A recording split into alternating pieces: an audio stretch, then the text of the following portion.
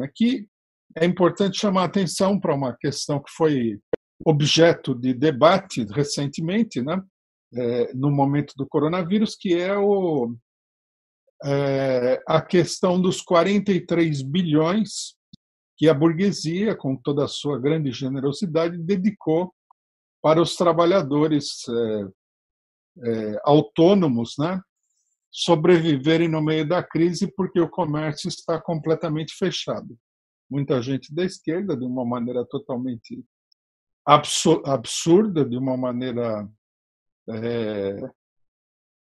quase que insana, vieram apresentar esses 43 bilhões como uma grande conquista social. E não só uma grande conquista social, mas também uma conquista da unidade entre os representantes dos trabalhadores e a direita chamada civilizada, que nós podemos chamar também de direita científica, né? Porque, segundo setores da esquerda, essa direita seria uma direita que acredita na ciência, em oposição à direita bolsonarista, que não acreditaria na ciência. Esses 43 bilhões, isso é uma gota d'água no oceano, perto do roubo escandaloso, monstruoso, que todas essas reformas significam, né? No momento em que a burguesia estabeleceu esses 43 bilhões para dezenas de milhões de pessoas sobreviverem aí durante a crise, a míngua, né? Nós dissemos que isso daí era uma esmola. Bom, perto do que eles roubaram essa semana dos trabalhadores, já não fica nem esmola. Isso daí assim, é meio como que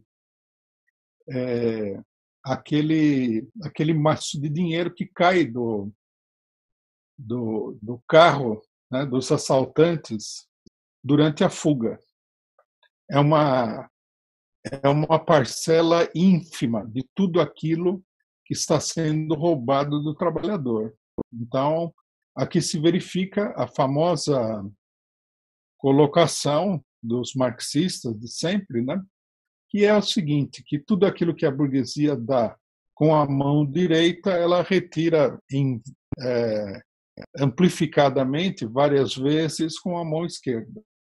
Então, nós vemos agora que não é simplesmente, né, que agora fica claro, espero que fique claro, porque há muita gente na esquerda que tem uma dificuldade imensa de tirar conclusões óbvias das coisas. Espero que fique claro que os 43 bilhões, isso daí é um trocado, uma migalha, um fiapo de tudo o que os capitalistas estão ganhando com essa crise às custas dos trabalhadores. Nós já havíamos mostrado, né, que o governo está dando trilhões de reais para os banqueiros e empresários e para os trabalhadores esses 43 bilhões, que não é nada, que é uma gota d'água no oceano, que é para a pessoa simplesmente não cair no desespero total. E agora, com as novas medidas que foram aprovadas, né, isso daí fica meio que é o troco, né, é aquele troquinho que é dado numa operação comercial, né? Você paga, sei lá, 50 mil reais, né? A sua conta é de 49.900 e tantinho, a pessoa te devolve uma nota de 50 reais.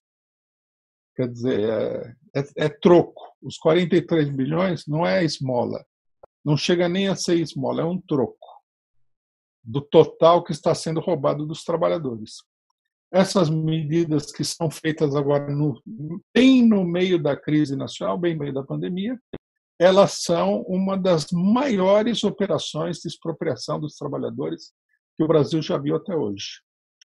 Quer dizer, no final das contas, resulta que, ao invés de nós termos aí uma política social, de amparo, de combate à pandemia, etc., etc., etc., o que nós temos é que o ladrão ele se aproveita da confusão para roubar, né? Ou seja, a burguesia se aproveita da crise para assaltar o trabalhador mais uma vez, e dessa vez de maneira intensa, o que mostra que quanto maior a crise, maior o assalto. Ao invés de solidariedade, ao invés de esforço conjunto para combater a pandemia, o que acontece é que a burguesia se aproveita da pandemia, se aproveita da crise, para impor aos trabalhadores um confisco do seu rendimento realmente extraordinário. Bom, logicamente, nós temos que tirar de tudo isso daí uma conclusão política muito clara, né? A primeira conclusão política muito clara é a seguinte: a esquerda nacional apresentou, né, como política central para a atual etapa para enfrentar o coronavírus, uma política de união nacional, né? Nós chamamos essa política de união nacional fazendo uma referência, né, a políticas históricas da burguesia, como, por exemplo, durante a Primeira Guerra Mundial, onde se fazia um chamado à união nacional, ou seja, a união da direita com a esquerda, né, a união da burguesia e dos sindicatos, a união dos patrões e trabalhadores, para defender os interesses da burguesia. No caso da Primeira Guerra Mundial, era os trabalhadores servirem de carne de canhão para que a burguesia de um determinado país pudesse arrancar, né, territórios e vantagens da burguesia de outro país. Como explicou Lenin na época, uma luta entre bandidos, entre ladrões, entre piratas. E a União Nacional servia para que o trabalhador fosse carne de canhão, fosse a base de apoio para essa política criminosa da burguesia. Aqui, diante da crise do coronavírus, a esquerda brasileira lançou a mesma política de união nacional, né? Isso daí ficou muito claro na colocação da direita do PT, que falou, né, pela boca tanto do governador da Bahia, Rui Costa, como do ex-governador da Bahia, Jacques Wagner. Eles falaram muito claramente, é importante lembrar, né, são essas frases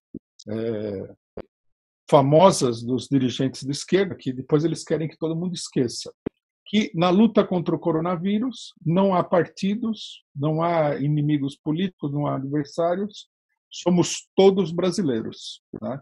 União nacional. Temos que nos unir com os nossos inimigos, porque nos unindo com os nossos inimigos vamos conseguir alguma coisa para os trabalhadores. Vamos conseguir superar a crise, né? A burguesia ajudando o trabalhador ajudando a burguesia, o patrão ajudando o seu empregado, o empregado ajudando o patrão, o Estado capitalista ajudando o trabalhador ajudando o Estado capitalista e assim por diante. Bom, o que nós vemos agora é que a política de união nacional, onde somos todos brasileiros, apenas demonstra que no Brasil há brasileiros que são mais brasileiros do que os outros no que diz respeito aos privilégios. A política de união nacional, como sempre acontece, né, mais uma vez, de maneira absolutamente clara, serviu apenas e tão somente para um enorme confisco do rendimento dos trabalhadores, um roubo extraordinariamente grande contra os trabalhadores. Esse é o resultado da política de união nacional até aqui, porque há muita coisa em jogo ainda, tá? Mas o resultado obtido até aqui é extraordinariamente perverso para o trabalhador, para a classe trabalhadora, tá? Nós temos ainda muita coisa pela frente. Nós temos o problema da saúde pública. Quantas pessoas vão morrer? Haverá alguma dúvida na cabeça de alguém de que a esmagadora maioria das pessoas que vão morrer são parte da população pobre do país? Nenhuma. A burguesia vai organizar, né, a situação diante da pandemia para que a população pobre arque também com o menor número de recursos financeiros e com o maior número de corpos durante a crise, né? A política de união nacional, portanto, ela serve para encobrir e facilitar esse ataque. Muita gente pode dizer que não é fato, né, que a esquerda não apoiou essa medida aqui. É verdade, uma parte da esquerda não apoiou essas medidas contra os trabalhadores, tá? Mas isso não elimina o fato de que a propaganda, de que a política que a esquerda tem apresentado para o conjunto dos trabalhadores no último período é a política de que os trabalhadores, para superar a crise, para enfrentar a crise, têm que ter confiança na ala civilizada, na ala científica, na ala racional da direita. Né?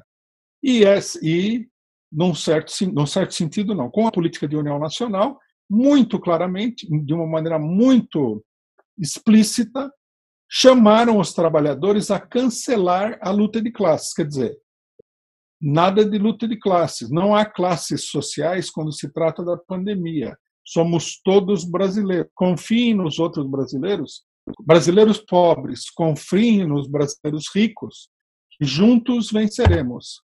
Qual foi o resultado dessa política, desse pedido de confiança, desse apoio, desse crédito, desse verdadeiro cheque em branco que foi dado para os patrões e para os capitalistas? Um confisco enorme do rendimento dos trabalhadores. Né? Então, nós podemos dizer muito claramente que toda essa política de união nacional preparou o terreno para que a burguesia pudesse, com toda a tranquilidade, dar esse golpe. Não é apenas,